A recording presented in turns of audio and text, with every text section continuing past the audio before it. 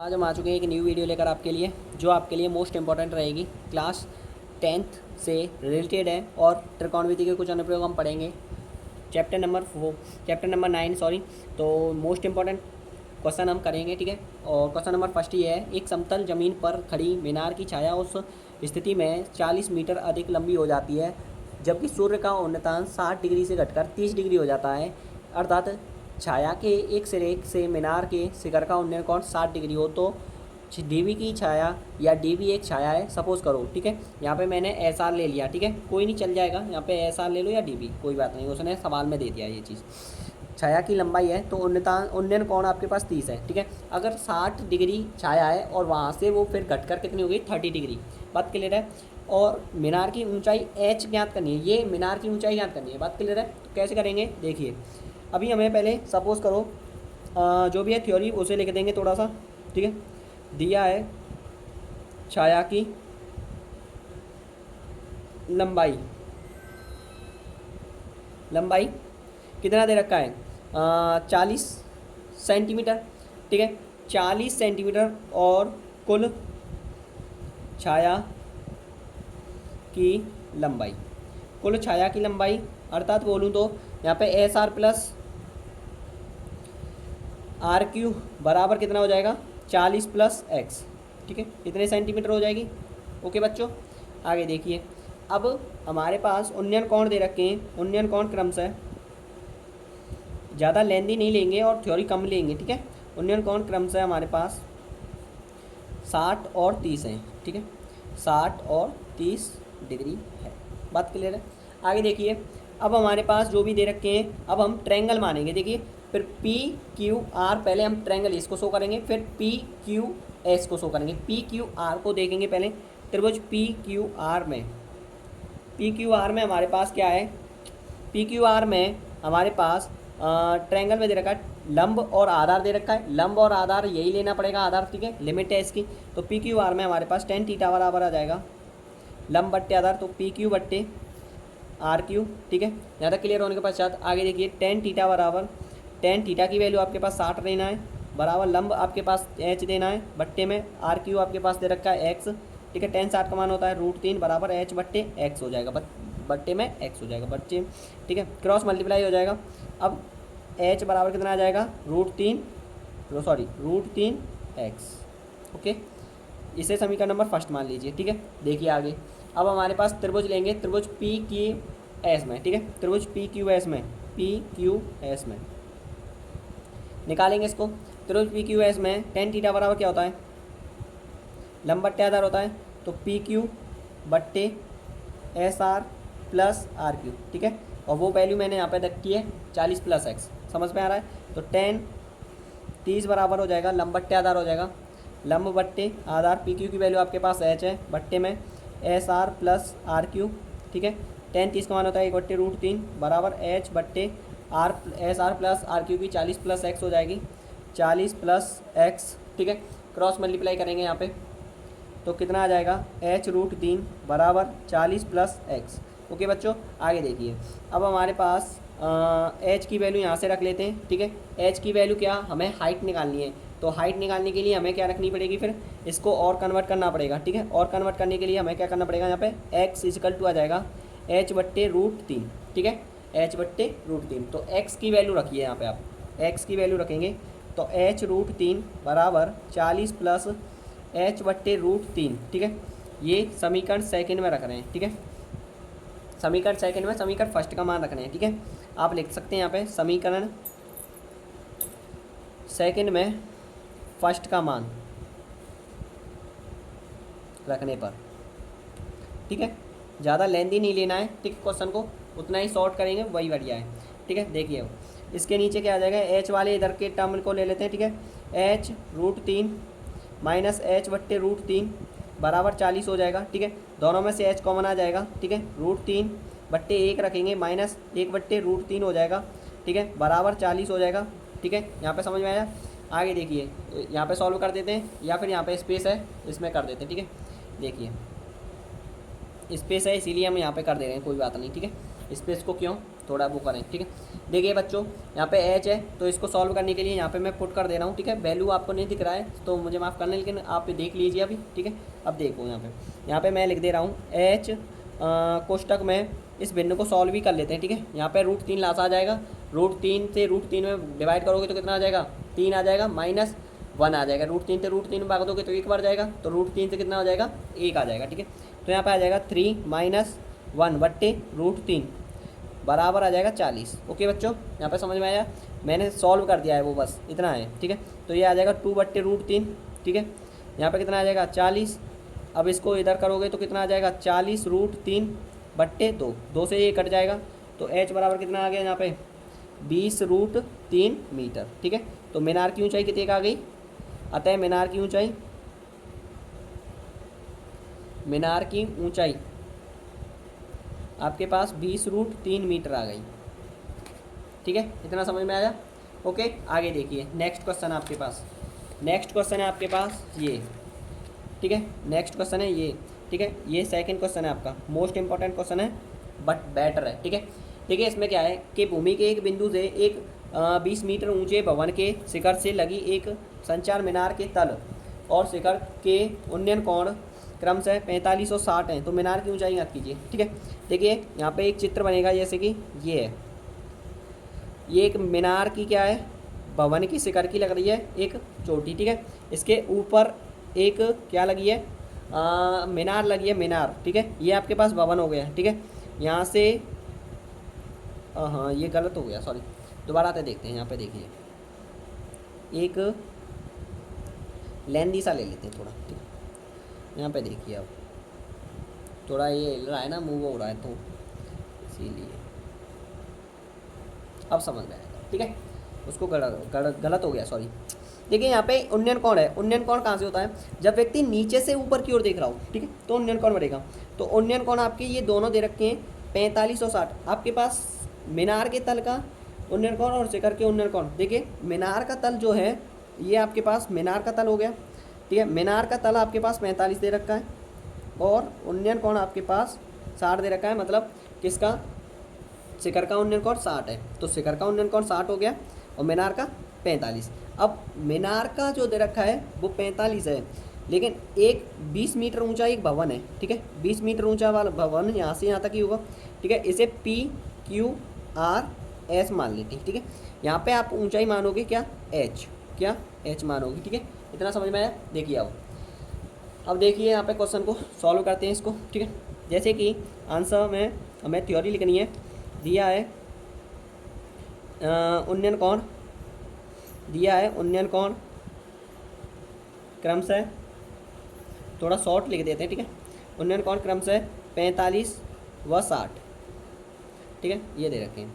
अब आगे देखिए, और ऊंचा भवन कितना दे रखा है, भवन की ऊंचाई लिख लीजिए, भवन की ऊंचाई बराबर है हमारे पास 20 मीटर, ठीक है, 20 मीटर। भवन की ऊंचाई आप QR लेते हैं तो QR ले सकते हैं आप, यहाँ पे QR बराबर हो जाएगा कितना, 20 मीटर। ओके, आगे देखिए, अब हमारे पास आगे आता है हम मीनार की ऊंचाई मान रहे हैं, तो माना मीनार की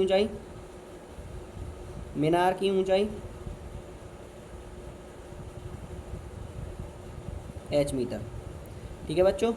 अब हमें मीनार की ऊंचाई निकालनी है, मतलब ये पूरा मीनार ही तो हो गया, अगर पूरे को हाइड किया जाए तो ये एक मीनार ही है, तो ये पूरा मीनार की ऊंचाई पूछ रहा है। मीनार की ऊंचाई इस भवन की ऊंचाई के बराबर आएगी, क्योंकि मीनार इसके ऊपर बनी हुई है, तो ये काउंट हो जाएगा इसमें।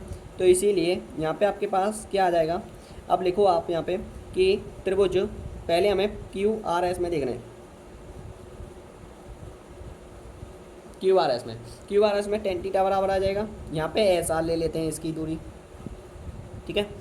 SR tan थीटा बराबर होता है लंब बट्टे आधार, तो लंब आपके पास 20 है बट्टे आधार डायरेक्ट कर दे रहा हूँ मैं इस SR, tan कितना आ जाएगा, tan 45 लेना है यहाँ पे, tan 45 बराबर हो जाएगा 20 बट्टे SR, ठीक है। tan 45 का मान 1 होता है, बराबर 20 बट्टे SR हो जाएगा, बट्टे में 1 रखोगे क्रॉस मल्टीप्लाई हो जाएगा। बच्चों समझ में आ रहा है यहाँ तक, ठीक है।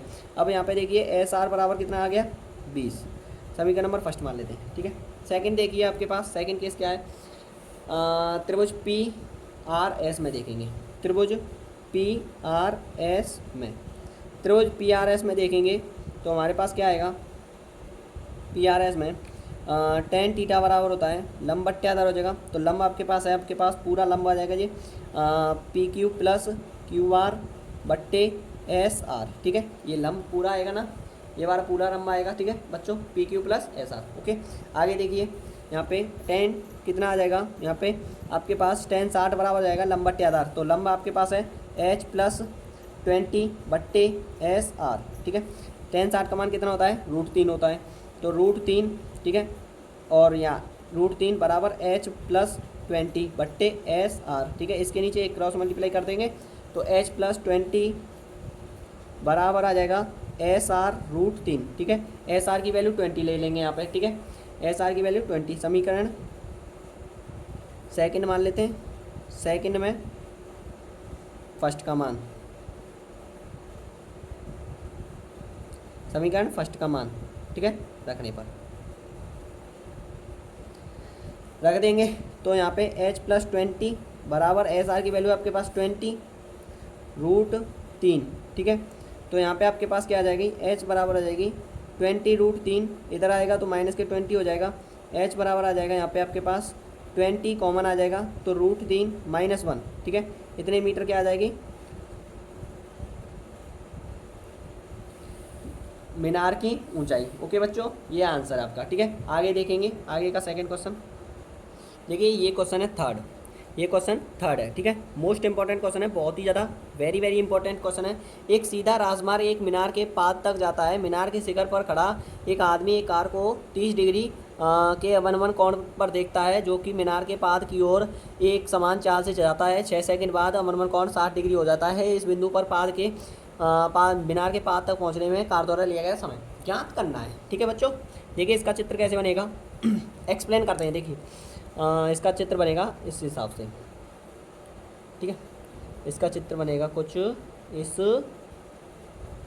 टाइप से, ओके बच्चों। PQRS, ठीक है, कोई भी मान लो, ABCD मान लो, कुछ भी मान लो, ठीक है। देखिए PQRS, इसकी ऊंचाई मानोगे आप H, ठीक है, H दे रखी नहीं है।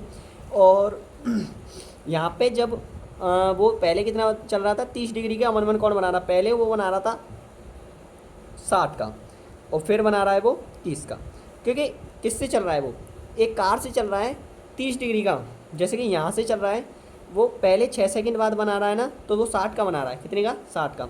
तो यहाँ पे आ जाएगा आपके पास 6V और यहाँ पे आपके पास आ जाएगी NV, ठीक है। ये अभी मैं बता दूंगा कैसे आ रही है ये NV 6V, ठीक है। जस्ट वेट करो आप, बस आप जैनी का मजा लो, ठीक है, मतलब क्वेश्चनों का मजा लीजिए। सॉरी दिया है, लिखते जाइए। दिया है एक मीनार के शिखर का 30 डिग्री का अवनमन कोण करा रहा है, ठीक है। अवनमन कोण लिख लो आप, अवनमन कोण क्रमशः कितने हैं, 30 और 60, ठीक है, कॉमा लगा दिया। अब देखिए यहाँ पे आपके पास 6 सेकंड बाद बना रहा है, ठीक है। माना मीनार की ऊंचाई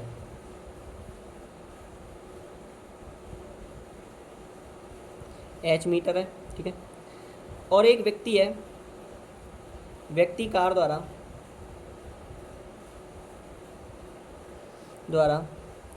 चली दूरी, देखिए चली दूरी बराबर क्या होता है, 4 गुना समय होता है, 4 गुना समय होता है, ठीक है।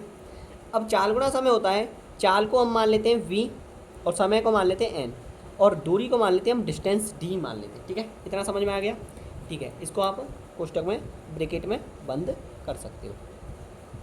ओके बच्चों, यहाँ तक समझ में आ गया होगा आपको, तो ठीक है। अब देखिए यहाँ पे, अब पहली जो चाल है वो तो आपके पास 6 सेकंड बाद चल रहा है, तो 6 सेकंड बाद जो चल रहा है, 6 सेकंड बाद सपोज करो 6 सेकंड बाद चली दूरी, 6 सेकंड बाद चली दूरी का अर्थ क्या हो जाएगा यहाँ पे, D बराबर होता है 6 सेकंड बाद, 6 दे रखी है, समय दे रखा है, दूरी नहीं दे रखी है, सब सॉरी वेग नहीं दे रखा है, तो 6 सेकंड बाद कितना आ जाएगा 6V।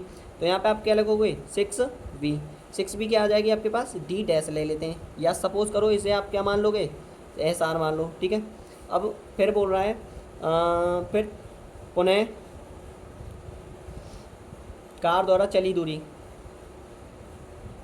द्वारा चली दूरी, ठीक है। आप इसे लोगे, इसे आप मानोगे तो चली दूरी, इसे आप क्या मानोगे, आप इसे आर क्यू मानोगे, आर क्यू डी, हाँ डी मान लेते हैं इसे, और डी बराबर आर क्यू बराबर कितना हो जाएगा, एन वी हो जाएगी। बात क्लियर है कि यहाँ तक, ठीक है। अब आगे देखिए, इतना क्लियर होने के पश्चात अब आगे देखिए, अब लिखेंगे फिर त्रिभुज पी क्यू आर में, त्रिभुज पी क्यू आर में कितना आ जाएगा, टेन थीटा बराबर लंब बट्टे आधार होता है, पी क्यू बट्टे में आर क्यू हो जाएगा, टेन कितना 60 बराबर लंब बट्टे आधार हो जाएगा, पी क्यू में एच आता है बट्टे में, आर क्यू आपके पास कितना आता है बताओ, एन भी आता है, ठीक है, एन भी आ जाएगा, लिख लेंगे उसको, ठीक है। टेन 60 का मान कितना हो जाएगा, √3 बट्टे में एच लिखोगे पी क्यू की जगह पे, एन वी बट्टे क्रॉस मल्टीप्लाई करोगे, एच बराबर आ जाएगा आपके पास एन वी, ठीक है, √3, ठीक है। समीकरण नंबर फर्स्ट मानोगे इसे।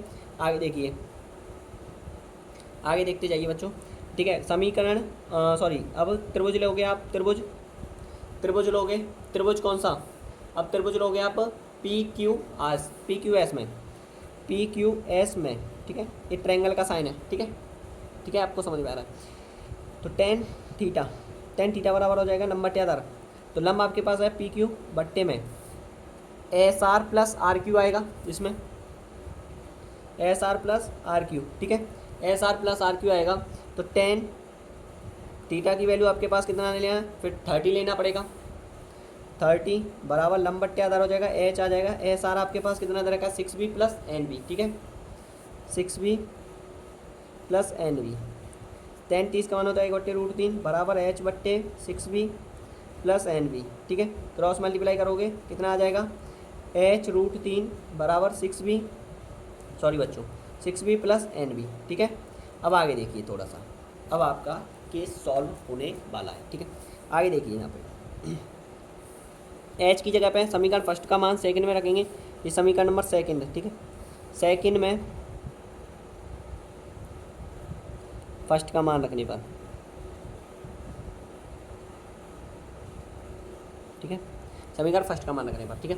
समीकरण सेकंड में h√3 है, तो h की वैल्यू आपके पास एन वी √3 देख देंगे, तो एन वी √3 गुणा √3, ठीक है, ये वाली √3 और 6b plus N V, 6b plus N V, ठीक है। अब एन √3 का गुणा √3 में करोगे तो 3nv हो जाएगा, ठीक है, बराबर इसमें से v कॉमन आ जाएगा, 6 प्लस आएगा 6 प्लस n, ठीक है, v कॉमन आ गया इनमें थे, v से v कैंसिल हो जाएगा, डिवाइड में लोगे तो भी कैंसिल हो जाएगा, 3n बराबर आ जाएगा यहाँ पे 6 प्लस n इधर आ जाएगा, 3n minus n is equal to 6, ठीक है, 2n हो जाएगा बराबर 6 आ जाएगा, n बराबर आ जाएगा 6/2, काटोगे n बराबर 3, तो कितना चलेगा, कार द्वारा लिया गया समय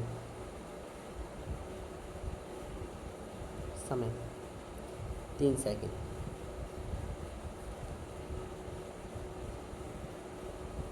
ठीक है, एन आंसर 3 सेकंड लगेंगे, ठीक है। वीडियो पसंद नहीं हो तो लाइक करना, कमेंट करना, और आगे भी ऐसे ही नेक्स्ट वीडियो आपके लिए लाते रहेंगे, ठीक है। और थैंक यू, धन्यवाद।